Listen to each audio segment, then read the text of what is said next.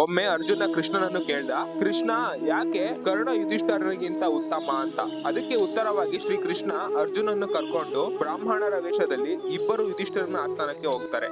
ರಾಜ, ನಾವು ಒಂದು ಯಜ್ಞ ಮಾಡ್ತಾ ಇದೀವಿ, ಅದಕ್ಕಾಗಿ ಗಂಧದ ಮರದ ತುಂಡುಗಳು ಬೇಕಾಗಿದೆ. ಯುಧಿಷ್ಠಿರ ಒಂದು ಮಾತು ಯೋಚಿಸದೆ ಸೈನಿಕರನ್ನು ಮರದ ತುಂಡು ತಗೊಂಡ್ಬರೋದಕ್ಕೆ ಕಳಿಸ್ತಾನೆ. ಆದ್ರೆ ಅದು ಮಳೆಗಾಲ ಆದ್ದರಿಂದ ಮರಗಳೆಲ್ಲ ಒದ್ದೆ ಆಗಿರುತ್ತೆ. ಆದ್ದರಿಂದ ಒದ್ದೆ ಮರಗಳಲ್ಲಿ ಯಜ್ಞ ಮಾಡಲು ಆಗುವುದಿಲ್ಲ. ದಯಮಾಡಿ ನೀವು ಮುಂದಿನ ದಿನಗಳಲ್ಲಿ ಬನ್ನಿ ಅಂತ ಬ್ರಾಹ್ಮಣರ ವೇಷದಲ್ಲಿದ್ದ ಕೃಷ್ಣ ಮತ್ತೆ ಅರ್ಜುನರನ್ನ ಖಾಲಿ ಕೈಯಲ್ಲಿ ಕಳುಹಿಸ್ತಾನೆ. ಇವರಿಬ್ಬರು ಮುಂದೆ ಕರ್ಣನ ಆಸ್ಥಾನಕ್ಕೆ ಬಂದರು. ಕರ್ಣನ ಬಳಿಯೂ ಸಹ ನಾವು ಯಜ್ಞ ಮಾಡ್ತಾ ಇದೀವಿ, ಅದಕ್ಕಾಗಿ ಗಂಧದ ಮರದ ತುಂಡುಗಳ ಅವಶ್ಯಕತೆ ಇದೆ ಅಂತ ಕೇಳಿದ್ರು. ಕರ್ಣ ಸ್ವಲ್ಪ ಸಮಯ ಯೋಚನೆ ಮಾಡಿ ಹೇಳಿದ, ನೋಡಿ ಬ್ರಾಹ್ಮಣರೇ, ಇದು ಮಳೆಗಾಲ ಆದ್ದರಿಂದ ಮರಗಳು ಒದ್ದೆ ಆಗಿರುತ್ತೆ. ಒದ್ದೆ ಮರಗಳ ತುಂಡುಗಳಿಂದ ಯಜ್ಞ ಮಾಡಲು ಸಾಧ್ಯವಾಗುವುದಿಲ್ಲ. ಆದ್ರೂ ಸಹ ನಾನು ನಿಮ್ಮನ್ನು ನಿರಾಸೆಯಿಂದ ಖಾಲಿ ಕೈಯಲ್ಲಿ ಕಳಿಸೋದಿಲ್ಲ ಅಂತ ಹೇಳಿ ಅಲ್ಲಿದ್ದ ಮರದ ವಸ್ತುಗಳಾದ ಕಿಟಕಿ, ಬಾಗಿಲು, ಕುರ್ಚಿಗಳನ್ನೆಲ್ಲ ಮುರಿದು ತುಂಡುಗಳಾಗಿ ಮಾಡಿ ಬ್ರಾಹ್ಮಣರಿಗೆ ಕೊಡ್ತಾನೆ. ಅರ್ಜುನ ಮತ್ತೆ ಕೃಷ್ಣ ಆ ತುಂಡುಗಳನ್ನು ಅರ್ಪಿಸಿಕೊಂಡು ಬರುವಾಗ ದಾರಿಯಲ್ಲಿ ಕೃಷ್ಣ ಕೇಳ್ತಾನೆ, ಯುಧಿಷ್ಠಿರ ಹಾಗೂ ಕರ್ಣನ ಬಳಿ ನಾವು ಕೇಳಿದ್ದು ಒಂದೇ. ಯುಧಿಷ್ಠಿರ ಕೊಡುವುದು ನನ್ನ ಧರ್ಮ ಅಂತ ಯೋಚನೆ ಮಾಡಿದ,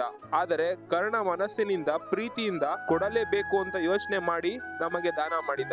ಅದಕ್ಕಾಗಿ ಕರ್ಣ ಯಾವತ್ತಿಗೂ ಯುಧಿಷ್ಠರನಿಗಿಂತ ಒಂದು ಪಟ್ಟು ಮೇಲು. ನಮ್ಮ ಜೀವನದಲ್ಲೂ ಅಷ್ಟೇ, ಯಾವಾಗ ಒಂದು ಕೆಲಸವನ್ನು ಮನಸ್ಸಿಟ್ಟು ಪ್ರೀತಿಯಿಂದ ಮಾಡ್ತೀವಿ, ಆ ಕೆಲಸ ಖಂಡಿತವಾಗಿ ಸಂಪೂರ್ಣವಾಗುತ್ತದೆ.